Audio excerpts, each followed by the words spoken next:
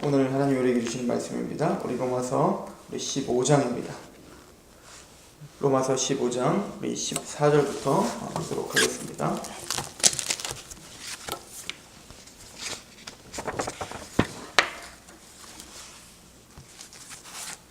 로마서 15장 우리 14절에서 16절까지 말씀입니다. 같이 봉독하도록 하겠습니다. 시작. 내 형제들아, 너희가 스스로 선함이 가득하고 모든 지식이 차서 능히 서로 권하는 자임을 나도 확신하노라. 그러나 내가 너희로 다시 생각나게 하려고 하나님께서 내게 주신 은혜로 말미암아 더욱 담대하여 대략 너희에게 썼노니, 이 은혜는 곧 나로 이방인을 위하여 그리스도 예수의 일꾼이 되어 하나님의 복음의 제사장직분을 하게 하사 이방인을 제물로 드리는 것이 성령 안에서 거룩하게 되어 받으실 만하게 하려 하심이라. 아멘.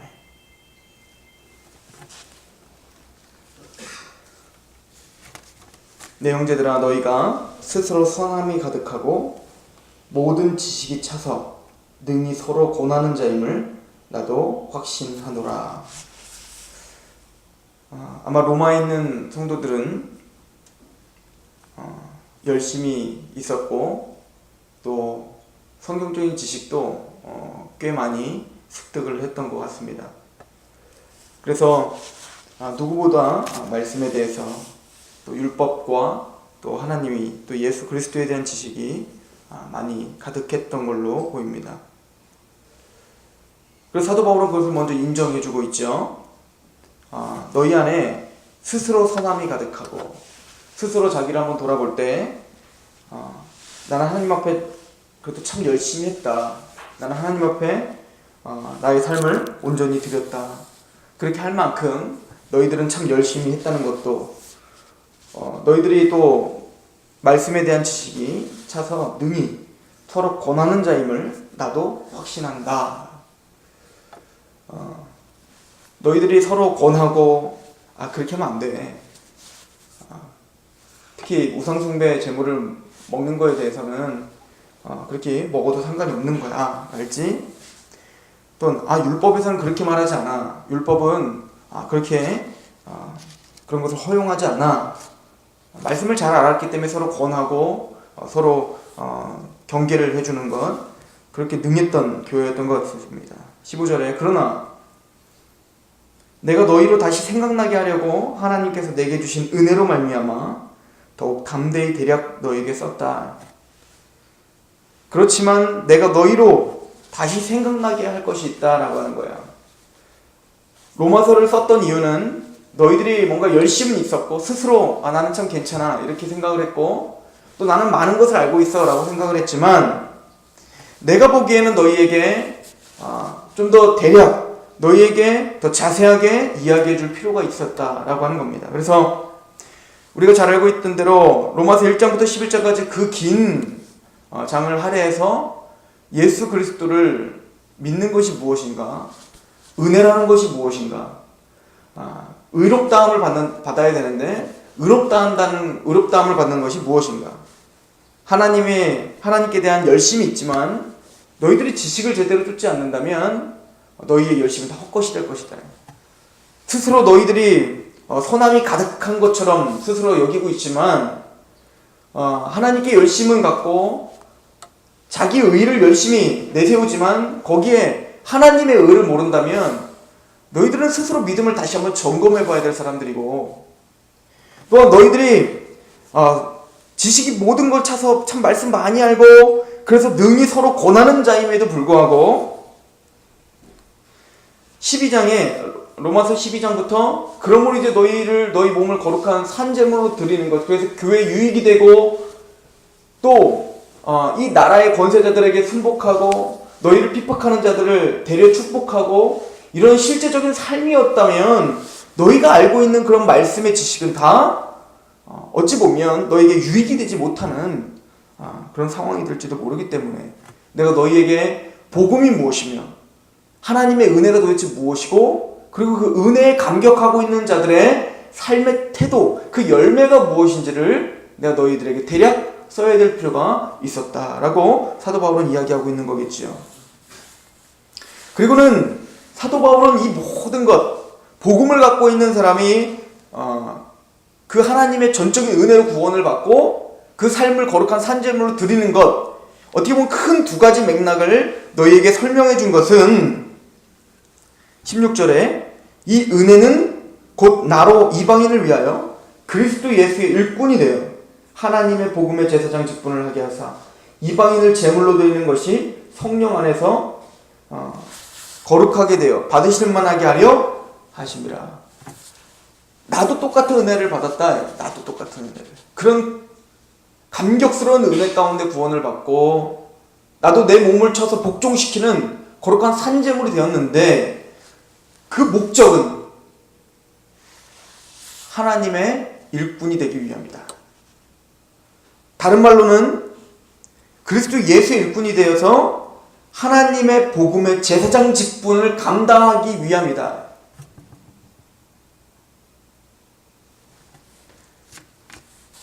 하나님의 복음의 제사장 직분이 무엇입니까? 제사장은 제물을 드리는 자예요. 하나님 앞에 예배로 나가고 하나님께 경배로 나갑니다. 제사를 드립니다. 우리도 마찬가지로 복음을 갖고 있는 제사장들은 하나님 앞에 복음에 감격하여 하나님께 예배드리고 하나님께 경배드리는 자라는 거예요. 그리고 더 나아가서 오늘 이 본문에서 이야기하고자 하는 것은 하나님의 복음의 제사장 직분이다. 복음을 갖고 있는 제사장, 이 제사장은 뭔가 제물을 드려야 되는데 하나님 앞에 우리가 드려야 될 제물은 나는 이방인의 사도로서 이방인들을 하나님께 드리는 복음의 제사장이다. 더 쉽게 얘기해서는 불신자들을 하나님께 제물로 바쳐드리는 복음의 제사장이라는 거야. 이 목적 의식과 우리가 살아가는 이유를 잊어버린다면 너희들은 지식만 많고 또 스스로 선함이 가득하다고 이야기하고 있지만 그 복음을 제대로 깨닫지 못한 자가 될 것이다. 그럼 이방인을 제물로 드리는 복음의 제사장이라는 게 무엇입니까? 사도 바울은 로마서 전체를 통해서 이미 복음의 제사장이 어떤 사람인지를 이미 보여주었어요. 하나님의 은혜로 복음으로 구원을 받아 감격하고, 사실은 사도 바울을 한번 생각해 보십시오. 사도 바울은 예수 그리스도를 전파하기는커녕 예수님을 믿는 사람들을 잡아 죽였던 사람입니다. 사도 바울이 하는 것마다 죄였어요. 사도 바울이 생각만 하는 것마다 죄였고 가는 곳마다 죄였어요. 하나님 앞에 제사를 드리는 자가 아니었습니다. 하나님 앞에 걸림이 되는 자였고 하나님 앞에 원수되었던 자였습니다. 진노의 자녀였습니다. 우리는 어떻습니까? 우리도 똑같았죠. 우리도 하나님 앞에 진노의 자녀였고 하는 것마다 죄였고 하는 것마다 이기적임이었고 하는 것마다 하나님과 이웃을 생각하기보단 내 자신만 생각하기 배웠고 내 배만 배부르기 바빴던 사람들입니다. 그런데 예수님의 복음을 깨닫고 보니 하나님의 사랑이 느껴진 거죠. 사도 바울이 이제는 예수님을 핍박했던 자가 아니라 이제는 예수님을 만나서 그 예수님 앞에 자기 모든 삶을 헌신하는 사람이 됐죠. 그래서 대적자였고 원수였던 자기가 이제는 나의 몸을 쳐서 주 여호와 하나님 앞에 거룩한 산제물로 드리는 예배자가 됐고 제사장이 됐다는 거예요. 누가요? 사도 바울 자신이요. 그리고는 이제는 사도 바울이 갖고 있는 그 마음은 나와 같이 하나님을 대적했던 예배자가 아니었던 사람들을 하나님께 제물로 바치기 싶은 거예요. 왜요? 자기 자신도 도저히 예수님을 믿을 수 없었던 자기 자신도 하나님의 전적인 은혜로, 주권적인 은혜로 자기 마음을 부셔서 예수 그리스도를 영접하게 하셔서 나를 제물로 만드셨잖아요. 거룩한 산제물로 나를 드리게 만드셨잖아요. 그 능력이 어디서 나타나는 겁니까? 우리가 자랑하고 있는 복음에서 나타난다는 거예요. 그러므로 나는 이제부터는 그 믿지 않는 그 이방인들을 복음을 전해서 그들 또한 이제 하나님을 향한 제물이 되게, 거룩한 산제물로, 나는 이제 복음 때문에 거룩한 산제물로 하나님께 드리겠습니다라고 하는 그런 산제물이 될 수 있도록 나는 도와주는 복음의 제사장이다 라고 사도 바울은 이야기하는 것입니다. 너희들이 만약에 하나님의 복음의 제사장 직분을 명백하게 이 은혜를 깨달아 그 제사장 직분의 목적을 성실히 수행하게 된다면 너희들은 그럼 쓰잘데기 없는 것 같고 싸울 시간이 아마 없을 것이다. 뭘 잘했느니 못했느니 이거 갖고 교회 안에서 분란이 일어날 필요가 없을 것이다. 복음에 매여 있다면 예수님이 나를 받아주신 것처럼 그들도 받아줄 수밖에 없을 거다. 왜냐? 만약에 주님께서 나에게 이것저것 따졌다면 나는 구원받을 수 없는 사람이었으니까. 이것만 고치고 와, 그럼 내가 너 받아줄게. 이건 제대로 하면 내가 너 받아줄게. 이렇게 하면 내가 널 받아주마. 적어도 이 정도까지는 돼야 네가 그래도 내가 널 받아줄 수 있겠니? 이런 식으로 주님께서 우리에게 요구하셨다면 우리는 한 사람도 구원받지 못했을 것이다. 그러나 로마서 3장 23절 25절에 이미 이야기한 것처럼 모든 사람들은 다 죄를 범해서 하나님 영광을 이루지 못했는데 하나님께서는 그 예수를 그의 피로 믿음으로 말미암아 화목제물로 세우셔서 전에 지었던 모든 죄들을 간과하심으로 하나님의 의로우심을 나타나시고 하나님도 의로우시고 너희들도 의롭게 하신 거 아니냐. 이게 복음이지 않냐. 그럼 복음의 제사장으로서 복음을 살아간다는 건 무엇이냐? 복음이 아닌 다른 것들은 받아줄 수 있는 태도 아니냐. 왜? 그들로 너희는 제물로 바쳐야 될 복음의 제사장들이니까. 이제는 너의 유익이 아니라 남의 유익을 구하는 사람들이 있지 않겠냐. 그게 뭐라고 그것 때문에 복음의 제사장 직분을 망각하면서까지도 싸우면서 있어야겠니. 이제는 너에게 주신 그 은혜를 바라보거라. 그래서 내가 너희들에게 이렇게 복음을 가지는 사람들의 그 삶을 대략적으로 너에게 정리할 수밖에 없었다. 이렇게 우리는 오늘 말씀을 보셔야 됩니다. 우리 한 말씀만 보고 정리했으면 좋겠습니다. 사도 바울은 고린도전서 10장에 이런 비슷한 이야기를 하고 있습니다. 같이 한번 보겠습니다. 고린도 교회도 로마 교회와 같이 여러 다툼과 갈등이 있었던 것 같습니다. 아마 고린도 교회는 로마 교회보다도 훨씬 더 큰 갈등이 있었어요. 그래서 나는 아볼로파요, 난 게바파요, 난 예수파요, 끊임없이 자기들의 아집과 고집으로 서로 공격하고 서로 대적하고 있는 일들이 고린도 교회에 있었습니다. 그때 사도 바울은 이렇게 정리를 합니다. 또 로마 교회와 똑같이 우상숭배 제물을 먹어도 되냐 말아도 되냐, 우리 게바는 이렇게 얘기했다, 바울은 이렇게 얘기했다, 뭐 이렇게 얘기했겠죠. 그때 사도 바울은 이렇게 정리를 합니다. 자, 우리 복음의 제사장들은 하나님 앞에 예배드리는 것이 우선이요 목적입니다. 하나님께 경배드리는 것이 목적이요 우선입니다. 그래서 고린도전서 10장 10절 말씀, 23절 말씀 우리 같이 봉독하도록 하겠습니다. 시작. 모든 것이 가하나 모든 것이 유익한 것은 아니요 모든 것이 가하나 모든 것이 덕을 세우는 것이 아니니 누구든지 자기 유익을 구하지 말고 남의 유익을 구하라. 우리는 예수 그리스도로 말미암아 자유함을 얻었지 않니? 의와 평강과 희락이 있지 않니? 그러나 모든 것이 가하다고 해서 모든 것이 유익한 것은 아니다. 모든 것이 가하다고 해서 모든 것이 덕을 세우는 것이 아니다. 자꾸 초보에 머물러 있지 말아라. 이게 죄인가 아닌가, 이걸로만 자꾸 따지고 들지 말고, 죄가 아니면은 무슨 면죄부를 얻은 것처럼 마음껏 하지 말고, 어떤 사람에겐 죄가 아닐지라도 나에게는 이거는 우리 교회에 덕을 세우는 것이 아니니까, 이것은 우리 공동체에 또 남에게 유익이 되는 것이 아니니까 과감하게 포기할 줄 아는 그런 좀 고급스러운 신앙인으로 성장했으면 좋겠다. 그리고는 이런 태도를 뭐라고 이야기하냐면 31절 같이 읽어봅니다. 시작.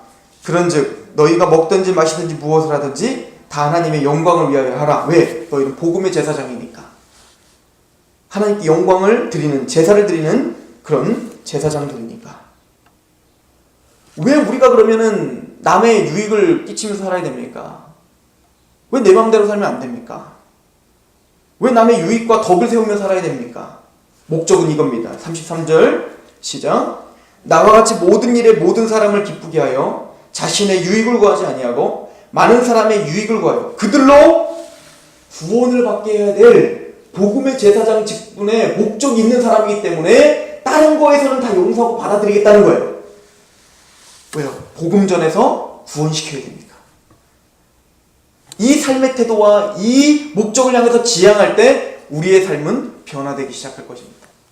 먹든지 마신지 무엇을 하든지 하나님의 영광을 위해서 우리의 삶을 오늘 들여서 나의 유익이 아닌 남의 유익을 구하는 그런 태도를 살아갈 수 있는 원동력은 복음을 다시 한번 깨닫고 내가 복음의 제사장이구나를 다시 한번 확고하게 내 정체성을 확증할 때 오늘 저와 여러분들은 그 삶 속에서도 승리하는 삶을 살게 될 줄로 믿습니다. 기도하겠습니다. 아버지 하나님 너무나 감사합니다. 우리는 복음의 제사장들입니다. 베드로 사도도 우리에게 말한 것처럼 이제는 택함받은 족속이요 왕같은 제사장들이라고 말씀하셨습니다.